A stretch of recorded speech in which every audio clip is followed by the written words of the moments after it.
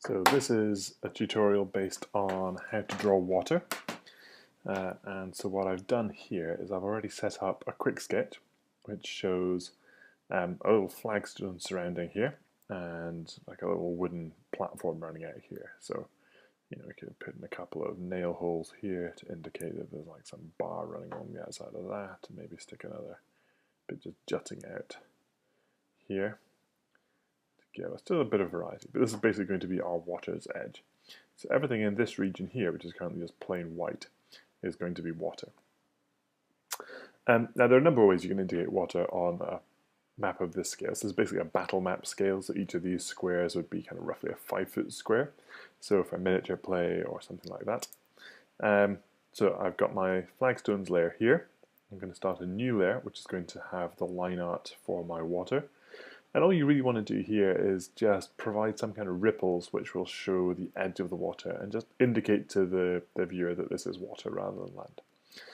So the key with this is to keep your lines long and smooth. You don't want any sharp lines, you don't want any jagged edges. So like if you're drawing very slowly, then you'll see the line kind of wiggles around. And that's not going to work. So what we're going to do is just take nice quick lines, nice and smooth, like this.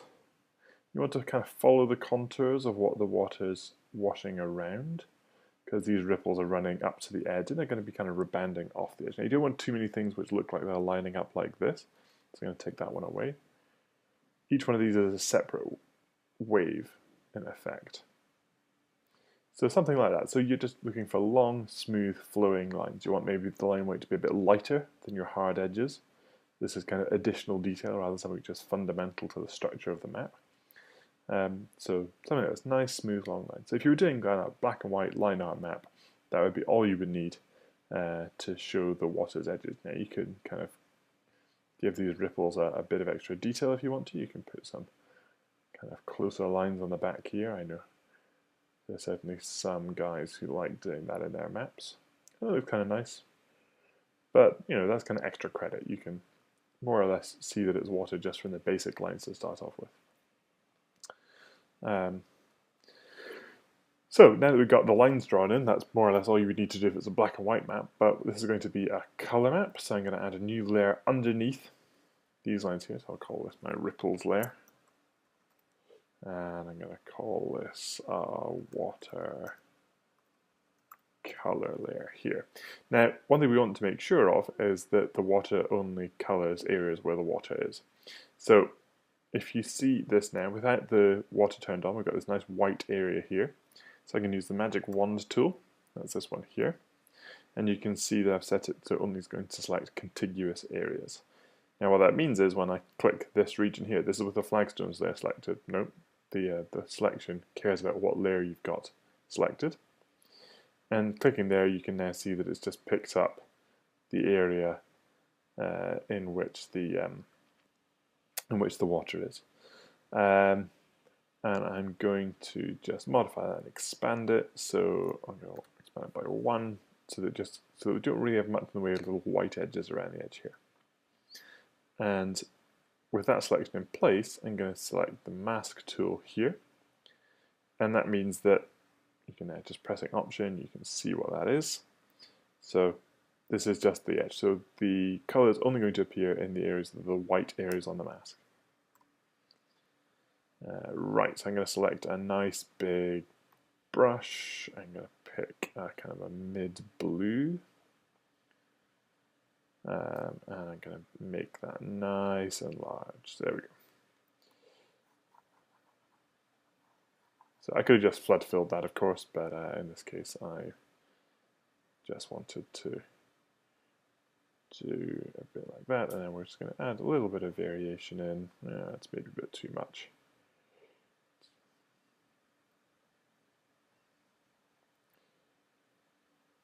Just so there's a little bit of color variation in there. Okay, so that's our base color. Now if we turn the ripples back on, we can see that they don't look so great. But what we're going to do is add some white highlights. Now, what we can do, I think we probably do want to do this, is just, we want to take it a bit off totally white and make it just a very light blue. Right, now, because these waves are highlights in the water, so they're going to pick up the light a bit more than others. I'm going to just add a little bit of light highlighting. So I'm turning the opacity of the brush right down, and I'm setting it to pressure sensitive. So this means it's going to be a very subtle highlight on top, or hopefully it'll be a fairly subtle highlight on top. So you can see it just starting to pick up a slightly brighter colour on the edge of the wave there. I'll go around and just highlight those quickly. Again, nice quick strokes, nothing too detailed, complicated. I'm not worrying too much about following the lines, but you can see I'm doing the highlights on the side of the ripples that are away from the water's edge. This is basically because that gives the impression that the ripples are heading in towards the edge. I'm going to make that a little bit smaller, bump up the opacity a little bit so you can get some slightly brighter highlights along the edge here. There we go. So you can see this is just starting to pick up a bit more of the detail. Oh, that one went a bit too much over the edge. There we go. So just doing some undo steps to pull it back. You can see that starting to pick up there.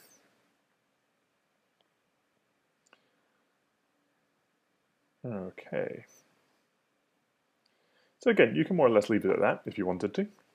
It's quite nice, but it kind of feels a bit like the water's missing something. It could do with a bit more detail, some kind of texture or structure or something like that, because at the moment it still does look like we started off with just a flat pane of blue. And that doesn't really give us much room to experiment with. Now, if I was doing this normally, I would be working on top of some kind of parchment background, and that would fill in the detail to just help it just have a bit more kind of crunch to it than it does at the moment. At the moment, it just looks a bit flat.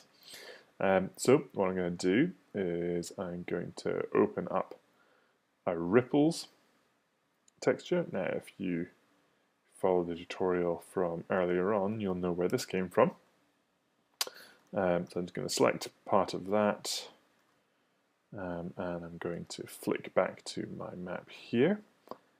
Just press Ctrl V to paste it in, and you can see that's now sitting obviously far bigger than this. So I'm going to transform that. Command T will get you the transform tool, so I'll shrink that down, and yeah, that kind of looks like the ripples I'm after. Right, now obviously we don't want just a massive black and white ripple texture here. We certainly don't want it covering the flagstones, so I'm actually going to have a number of things all building up to create my water layer again, rather than copying and pasting this mask onto this, so we've got a whole load of layers all masked out by the same mask.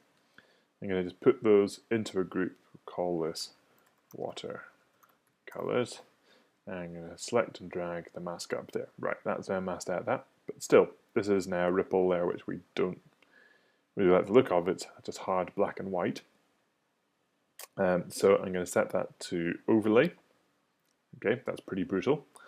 And I'm going to take that right down to 8%. Maybe a little more. Okay, so you can now see that there's kind of a nice ripple texture lying underneath our waves.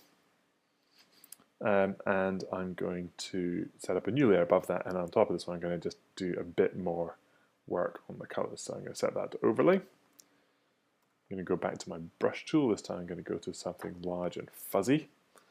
And I'm going to take a black and a white. So that's going to be my shadows, and this is going to be my highlights. So starting off with the shadows, I'm going to just start banging in some kind of darker, more intense blues down here.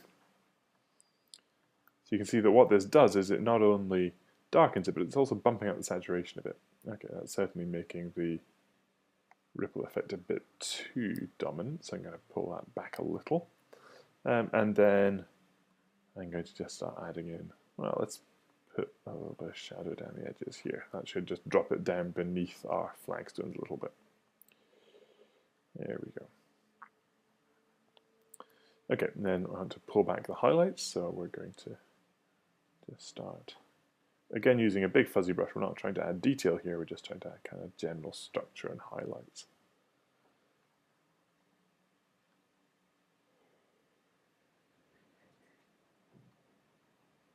Okay, and that's just giving us a bit of texture really around the edge. So you can see the ripple effect is sitting in the background. They're not the dominant factor at all. That's the ripple's texture, and the waves on top are now pulled out, so they're kind of the dominant feature. And the brighter we make the lines around, the more we actually end up seeing the line work. So you don't want like black lines sitting on a really dark texture, because then it's hard to see them. You kind of lose the line work you put that work into in the first place. Yeah, maybe we will pull that back again. There we go. Okay, and so that's the water for this tutorial.